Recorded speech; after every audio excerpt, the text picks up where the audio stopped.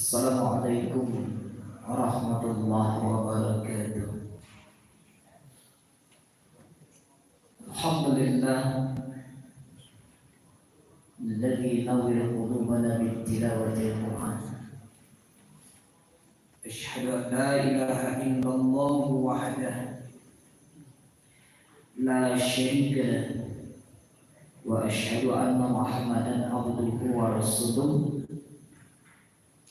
Allahumma shalli ala Muhammad wa ala ali Muhammad.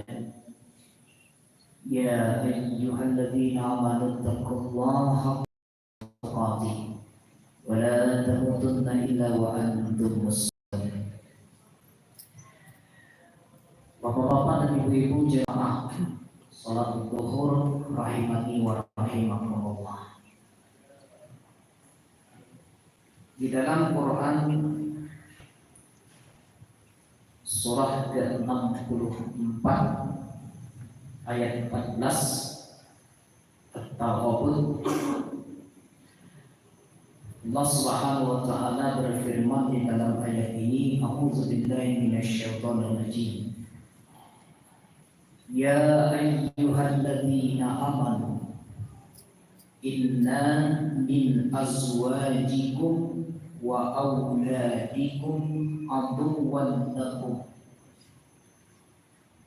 fahdharuhum wa in ta'fu wa tasfahu wa taghfiru fa innallaha ghafurur rahim. Shadaqallahu azim. Allahumma ahna bil Qur'an. Wahai orang-orang yang beriman, sesungguhnya di antara istri-istrimu, anak-anakmu, ada yang menjadi musuh bagi kamu. Maka berhati-hatilah kamu terhadap mereka. Dan jika kamu maafkan, kamu santuni serta ampuni mereka, maka sungguh Allah Maha Pengampun, Maha Penyayang. Bapak dan Ibu jemaah rahimani wa rahimakumullah, mari kita jelaskan apa pesan dari Allah dalam ayat ini. Ayat ini terkait sebab turunnya adalah ada beberapa orang sahabat Rasulullah tidak ikut hijrah bersama Rasulullah karena ada di antara istri-istri mereka dan anak-anak mereka melarang, sehingga mereka tidak ikut hijrah bersama Rasulullah. Namun ketika Nabi sudah berada di Madinah dengan cukup waktu yang sudah lama, baru mereka pergi ke Madinah. Apa yang mereka temui sesampai di Madinah, kawan-kawan sahabat-sahabat yang lain yang hijrah bersama Rasulullah, ternyata mereka sudah banyak mendapat ilmu dari Rasulullah karena belajar setiap waktu dengan Rasulullah. Mereka yang baru datang ke Madinah ini merasa bersalah, kok tidak dari dulu hijrah bersama Nabi. Namun yang mereka salahkan itu adalah istri-istri mereka dan anak-anak mereka yang melarang mereka ingin hijrah dahulu bersama Nabi. Nah, maka dari itu turun ketika mereka ingin menghukum istri mereka dan anak-anak mereka ini, turunlah ayat ini. Apa kata Allah?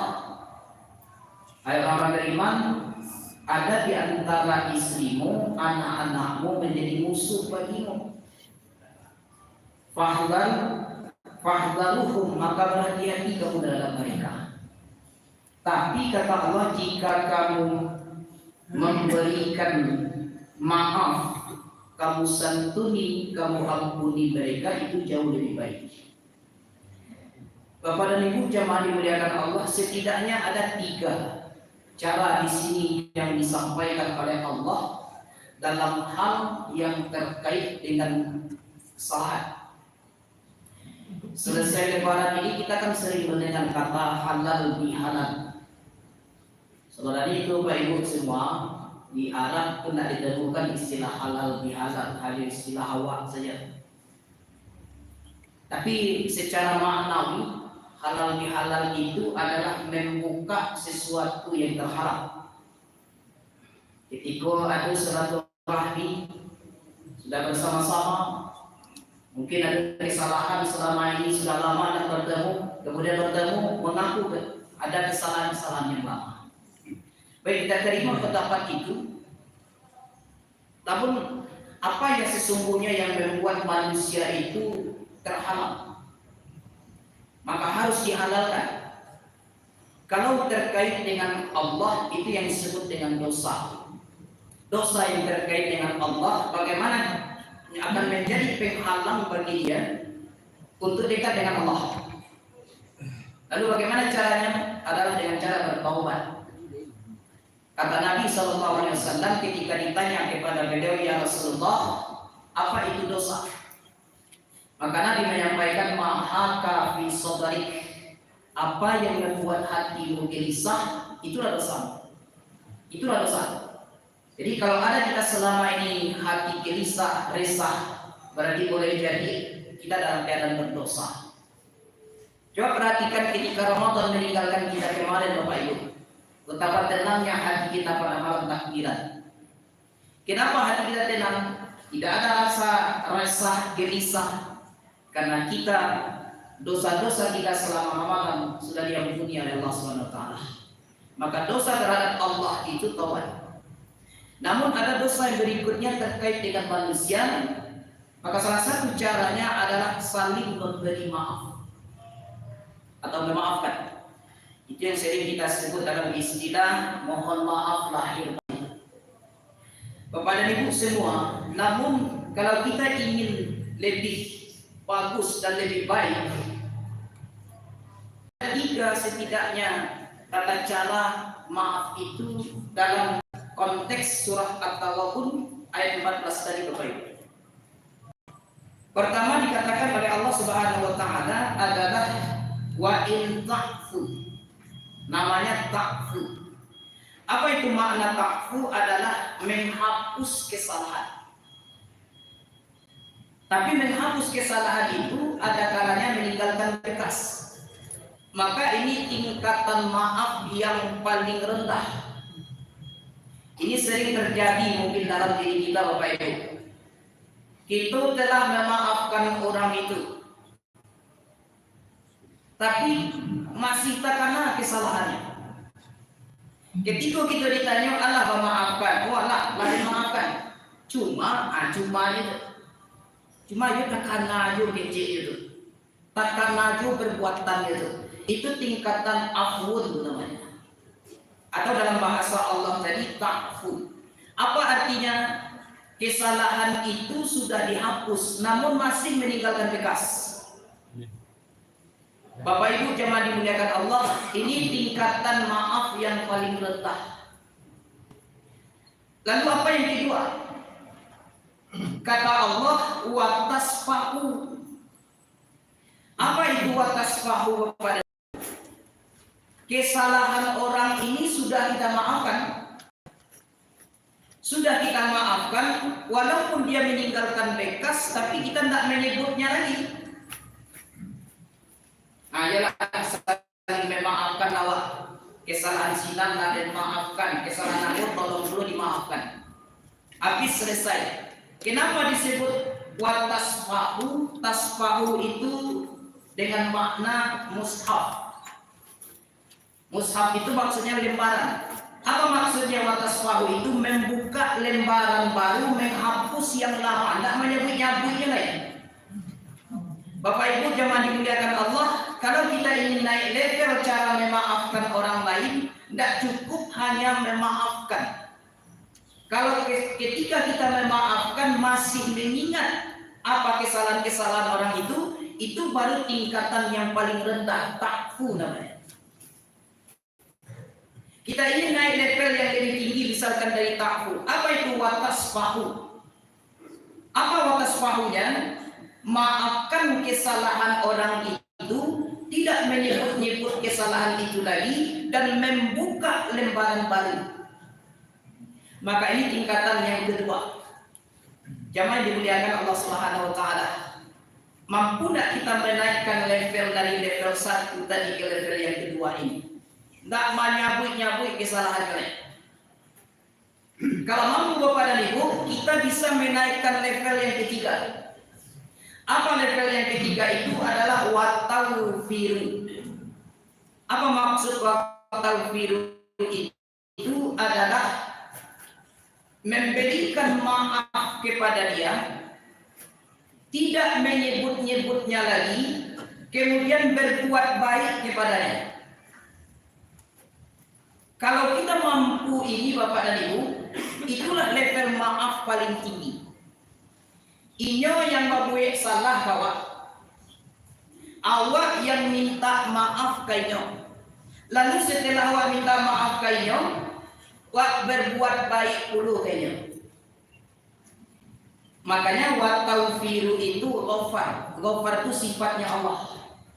Artinya Bapak dan Ibu, berapa banyak dosa yang sudah kita berbuat, tapi Allah sudah maafkan, dan Allah tidak menyebut-nyebut lagi ketika Allah sudah memaafkan, mengampuni dosa-dosa kita.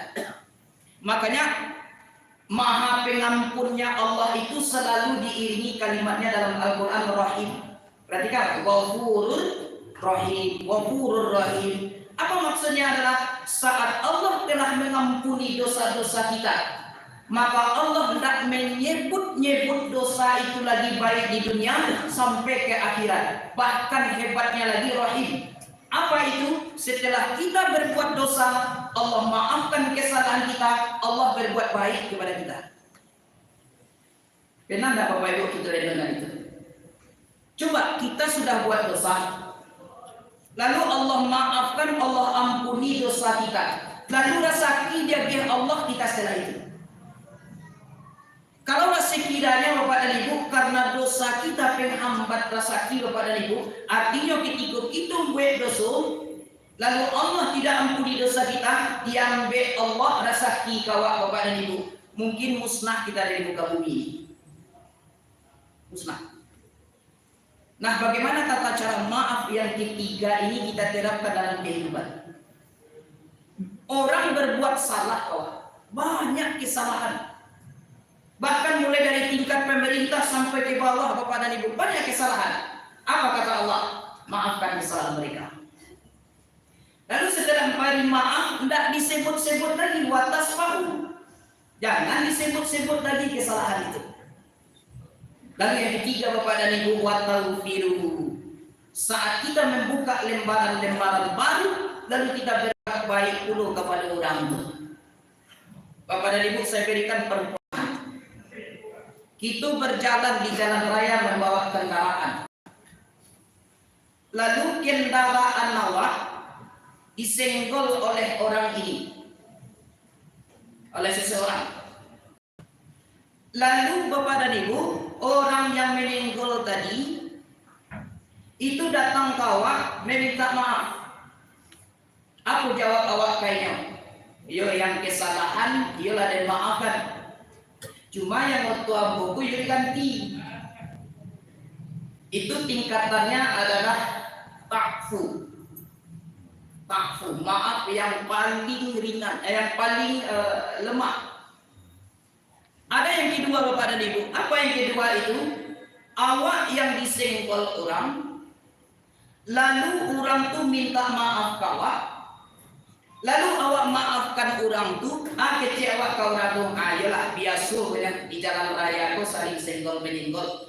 Otu apa, bau selah kabengke, otu abu ambo kabengke, adian dalam itu tak ada masalah lain. Itu watas pahu namanya. Tapi ada yang ketiga Bapak dan Ibu. Apa yang ketiga itu adalah kece orang tuh kawak. Apa otu apa ambo senggolan. Otu abu kanai, otu apa kanai. Kece awak yang disenggol oleh orang lain tadi adalah ayu tawa ada. Bawalah otu tu kabengke, ambo bawa puluh otu abu kabengke, otu apa yang rusak ku pinti 1 juta pedo anak. Awak yang dilantaknya, awak dulu yang berbuat baik kayaknya. Selamat itulah Allah tawak. Apa artinya? Saat kita berbuat salah, kepada manusia. Mana yang ingin kita, kalau ingin cepat tingkatan hati kita ingin lapang dan bersih, adalah maka lakukanlah yang ketiga ini. Apa itu? Orang lain yang berbuat salah kepada kita, kita beri maafkan kepada dia, lalu setelah itu berbuat baiklah kepadanya. Itulah halal yang paling baik kepada diri. Mudah-mudahan ada manfaatnya. Assalamualaikum warahmatullahi wabarakatuh.